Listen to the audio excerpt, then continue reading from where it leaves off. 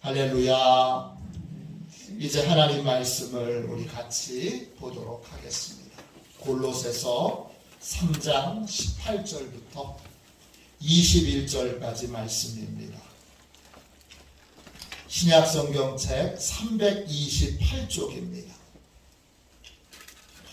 골로새서 3장 18절부터 21절까지 말씀입니다.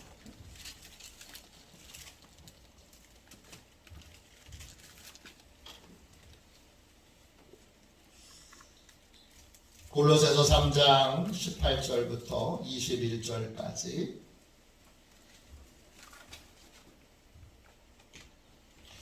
우리 귀한 하나님의 말씀을 같이 읽도록 하겠습니다. 같이 읽습니다.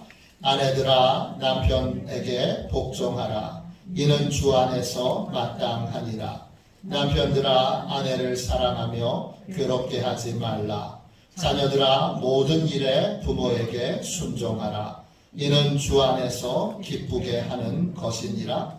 아비들아 너희 자녀를 노엽게 하지 말지니 낙심할까 함이라. 아멘.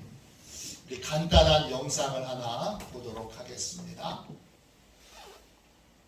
우리 영상 좀 틀어주십시오.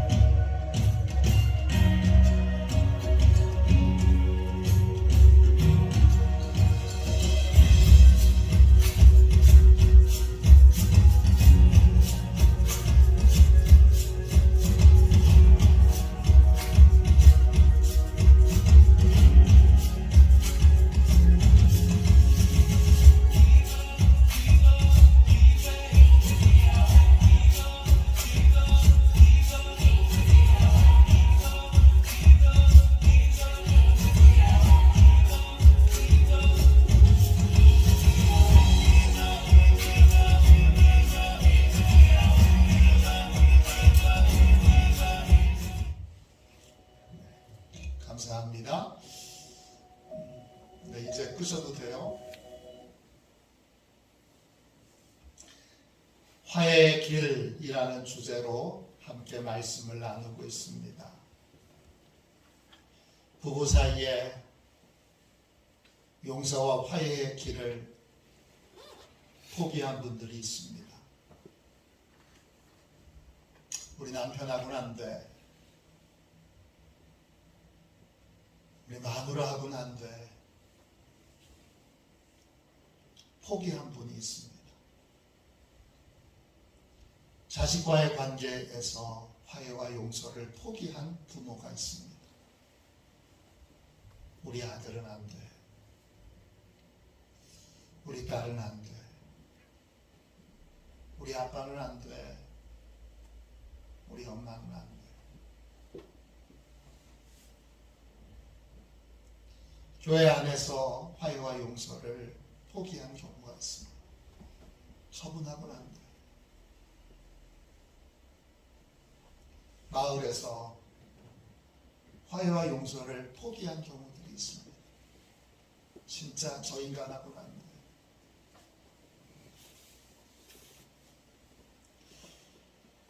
화해의 길이란 주제로 말씀을 나누고 있습니다. 이 말씀을 나누면서 우리가 주님 앞에 뜨겁게 기도합시다. 주님, 화해와 용서의 길을 포기하지 않게 해주세요. 우리 남편하고, 우리 아내하고, 내 아내하고, 우리 자식들하고, 부모하고, 교우하고, 마을하고, 어떤 관계든지 어그러진 관계로 그냥 포기하고 자포자기하지 않게 해주세요. 오늘 영상을 보시면 곰, 아빠 곰인지 엄마 곰인지 몰라요. 어쨌든 아빠 곰이라고 합시다. 아빠 곰하고 애기 곰하고 같이 눈이 가득 쌓여있는 그러한 벽을 올라갑니다. 네, 아빠는 힘이 있으니까 금방 올라갔는데 애기는 떨어집니다. 조금 떨어졌는데 또 올라가고, 조금 떨어졌는데 올라가고, 마지막엔 거의 다 왔는데 아예 밑에까지, 바닥까지 쑥 떨어집니다. 그래도 그 아기 곰은 포기하지 않습니다. 화해의 길을, 용서와 화해의 길을 여러분 포기하지 않는 거룩한 주의 백성들 되시기를 주님의 이름으로 축원합니다. 오늘은 제목이 마음의 사과입니다. 마음의 사과, 미안합니다. 가정 안에서 화해와 용서를 이루려면 어떻게 해야 될까요? 직장 안에서 화해와 용서를 이루려면 어떻게 해야 할까요? 교회 안에서 화해와 용서를 이루려면 어떻게 해야 할까요? 마을에서 화해와 용서를 이루려면 어떻게 해야 할까요? 화해와 용서를 이루려면 회개와 사과가 있어야 합니다. 회개는 잘못을 깨닫고 뉘우치는 것입니다. 내가 잘못했구나. 이걸 깨닫고 인정하는 것이 회개입니다. 또 사과는 무엇입니까? 사과는 잘못한 것을 상대에게 표현하는 것입니다. 화해와 용서를 이루려면 진실한 회개와 진실한 사과가 있어야 합니다. 여러분 누군가에게 진실한 사과를 받아보신 적이 있습니까? 여러분 누군가에게 진실한 사과를 해보신 적이 있습니까? 이 질문을 드리면 대부분의 사람들이 대답이 비슷합니다. 아무리 오래된 기억까지 되짚어 봐도 진실한 사과를 받거나 해본 적이 단 한 번도 없는 경우가 대부분입니다. 진실한 사과를 하려면 진실한 사과가 무엇인지 알아야 합니다. 진실한 사과는 반드시 구체적이어야 합니다. 늘 습관적으로 미안하다는 말을 입에 달고 사는 남편이 있습니다. 아내는 남편에 대해서 이렇게 말합니다. 남편은 미안해 라는 말을 늘 합니다. 하지만 저는 그게 사과로 느껴지지 않습니다. 도대체 뭐가 미안하다는 건지 잘 모르겠습니다. 어떤 여성은 사과에 대해서 이런 말도 합니다. 저는 사과하는 사람이 미안하다고 말할 때 무엇이 미안한지 구체적으로 말하기를 원합니다.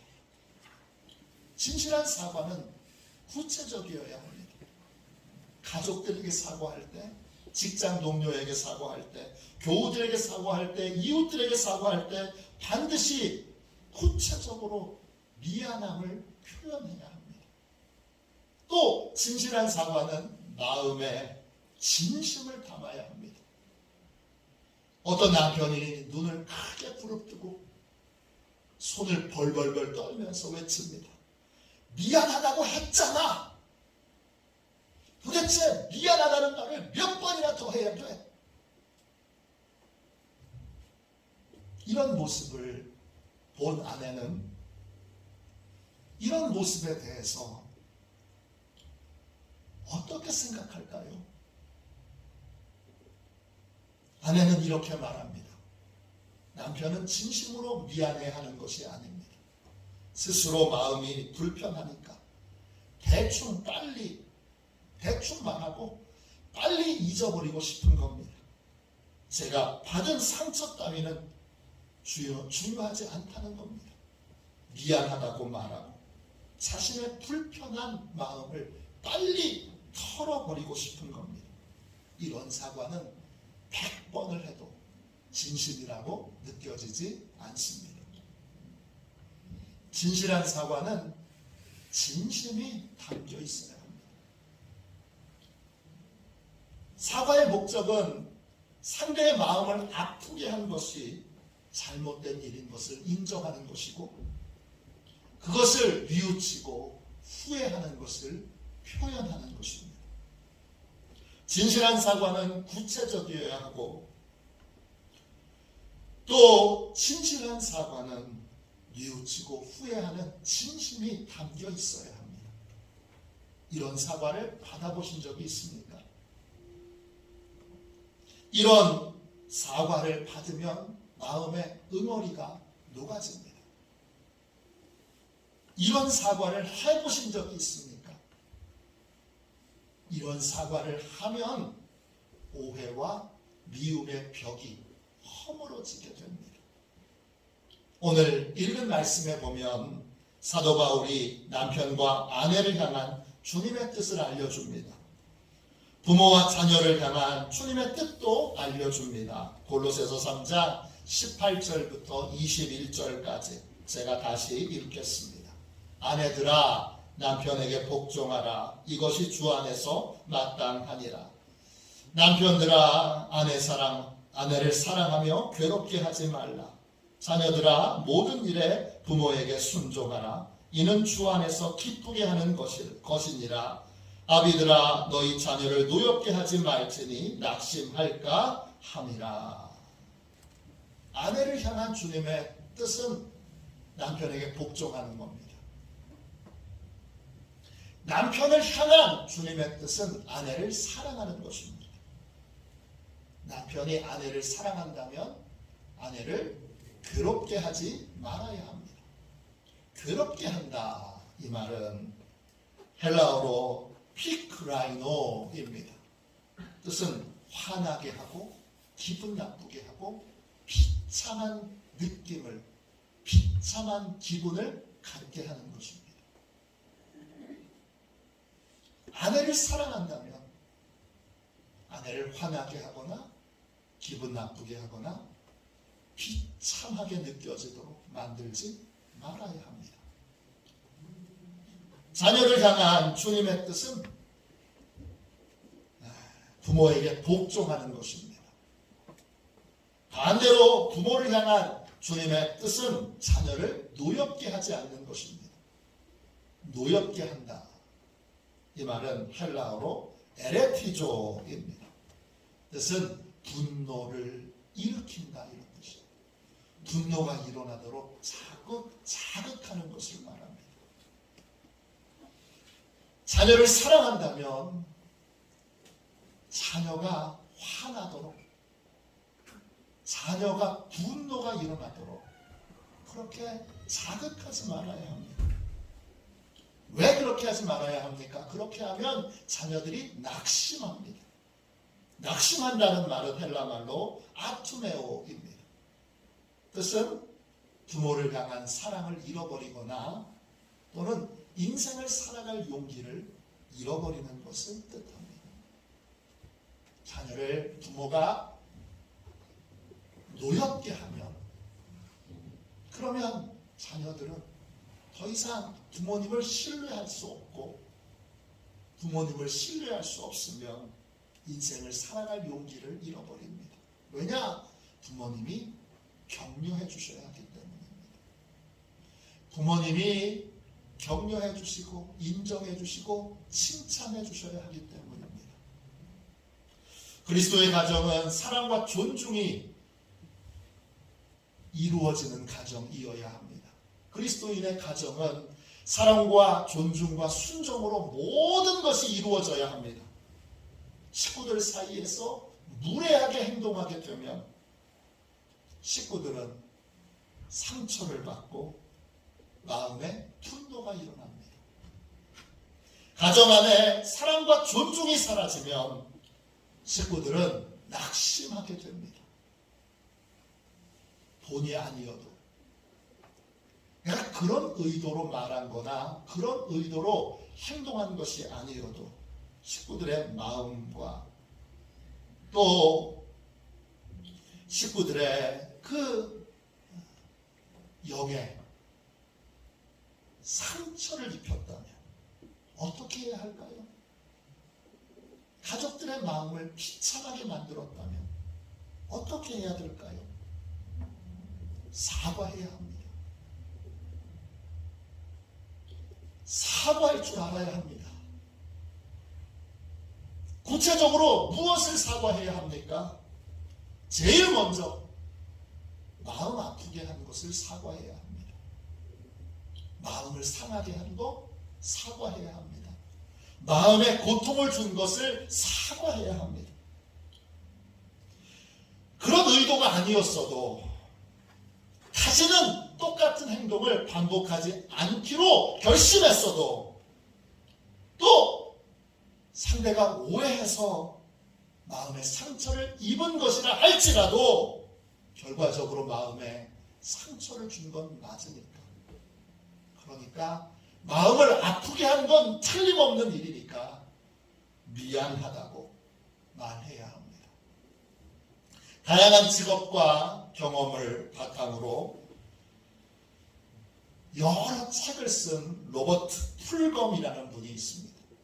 이 로버트 풀검이라고 하는 분이 쓴 책 가운데 가장 유명한 책이 내가 알아야 할 모든 것은 유치원에서 배웠다, 이 책입니다.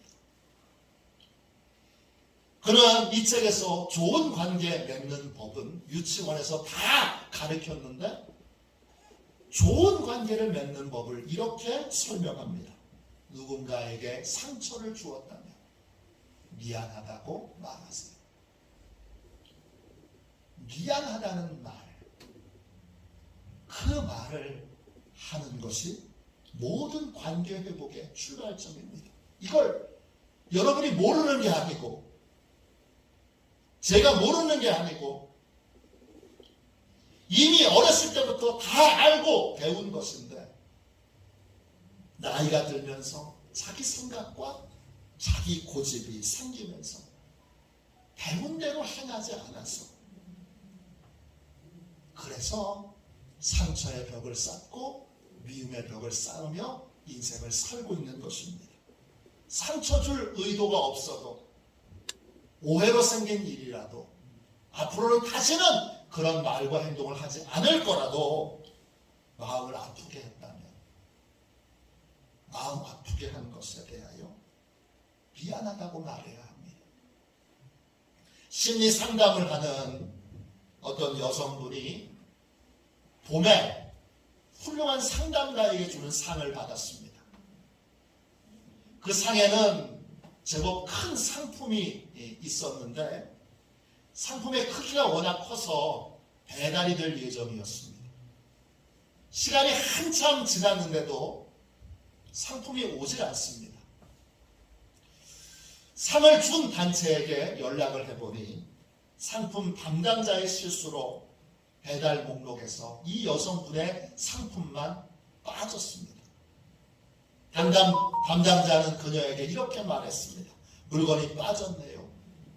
지금 바로 조치하겠습니다. 며칠만 기다려 주시기 바랍니다. 전화를 끊고 이 여성은 찜찜한 마음이 들었습니다. 못 받을 뻔한 상품을 받게 돼서 기뻤지만 기분이 이상하게 찜찜합니다. 왜 그런가 잠시 생각해 봤더니 그 이유를 금방 알 수 있었습니다. 그녀는 전화를 받은 담당자가 이렇게 말해주길 기대했습니다. 저희가 실수했네요. 너무 오래 기다리게 해서 미안합니다. 전화를 받은 담당자는 문제를 해결해 줬습니다.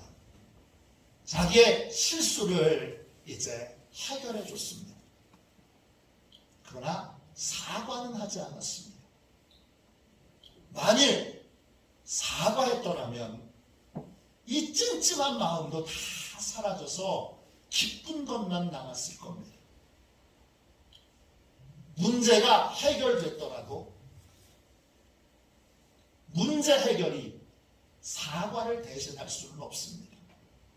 아내와 저는 동갑입니다. 결혼한 이후 나이가 같기 때문에 친구처럼 그렇게 살고 있습니다. 간혹 이런저런 이유로 말다툼을 할 때도 있습니다.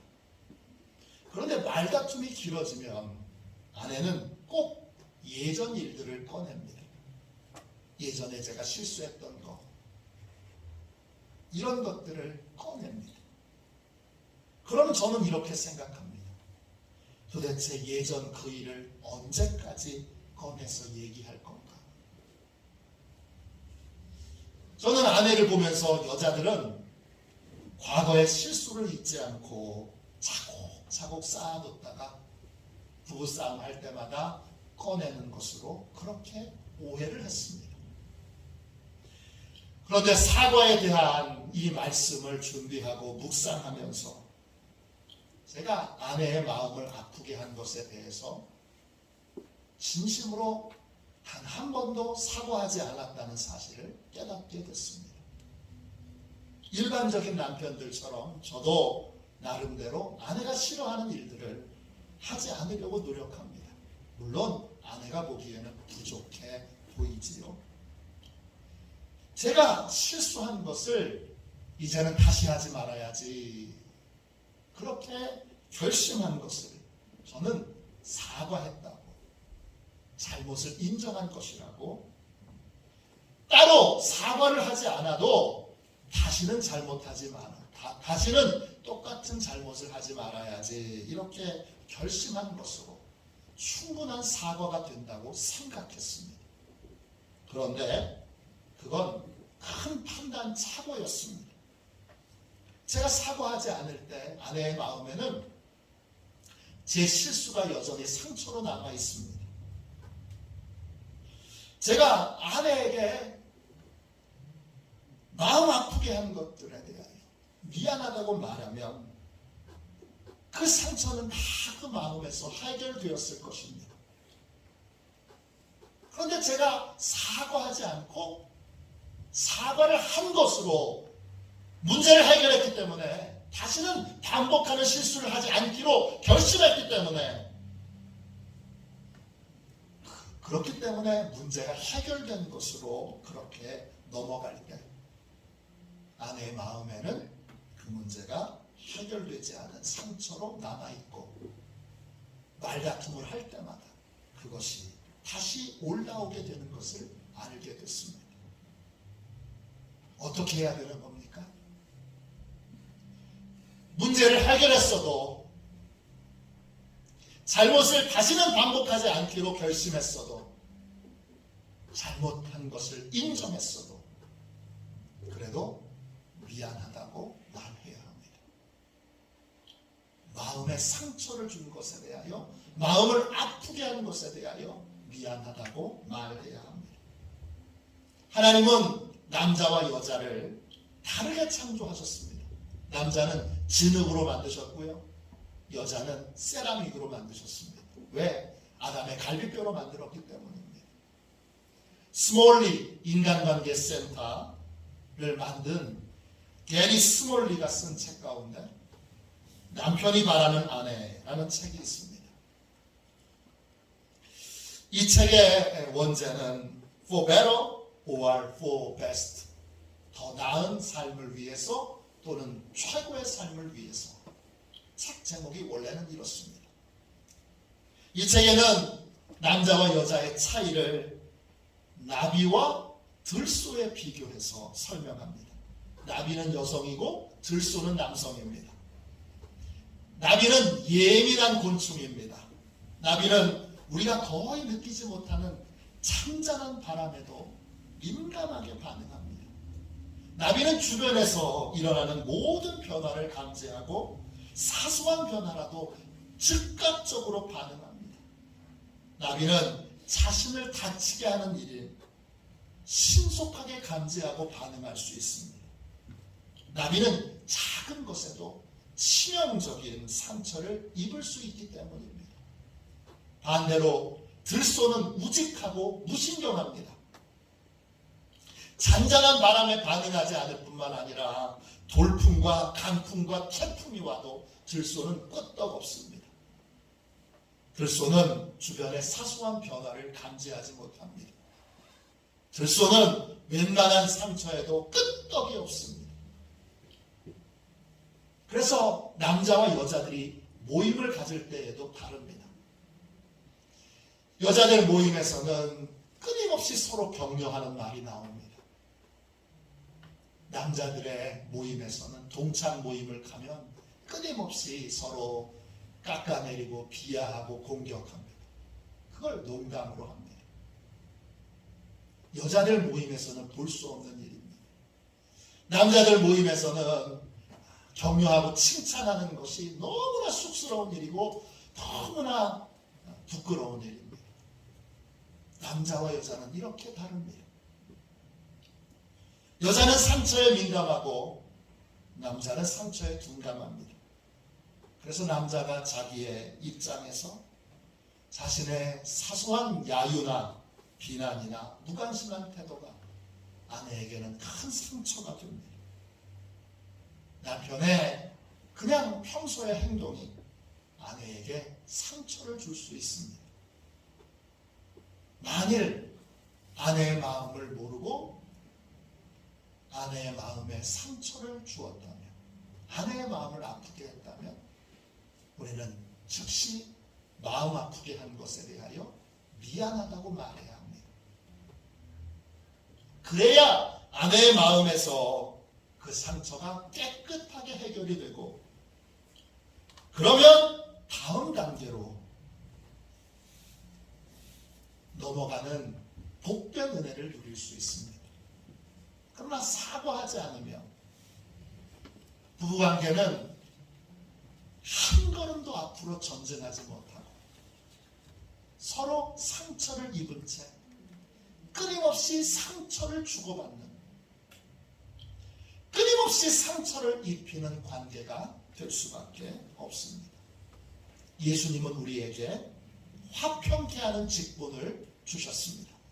고린도후서 5장 18절 19절입니다. 모든 것이 하나님께로서 났으며 그가 그리스도로 말미암아 우리를 자기와 화목하게 하시고 또 우리에게 화목하게 하는 직분을 주셨으니 곧 하나님께서 그리스도 안에 계시사 세상을 자기와 화목하게 하시며 그들의 죄를 그들에게 돌리지 아니하시고 화목하게 하는 말씀을 우리에게 부탁하셨느니라 그랬습니다. 우리는 예수 그리스도를 통해서 하나님과 화목하게 되었습니다. 하나님과 화목하게 된 우리에게 하나님은 화목하게 하는 직분을 주셨습니다. 이 직분이라는 말은 헬라말로 디아코니아입니다. 뜻은 섬기고 봉사해야 될 사명을 뜻합니다. 하나님이 우리에게 화목하게 하는 사명을 주셨습니다. 우리는 가정 안에서, 직장에서, 교회에서, 마을에서, 지역에서 화목하게 해야 할 사명이 있습니다. 이 사명을 위해 우리는 화목하게 하는 말을 할 줄 알아야 합니다. 화목하게 하는 말을 하나님이 우리에게 부탁하셨습니다. 그 화목하게 하는 말의 핵심이 뭡니까? 사과하는 것입니다.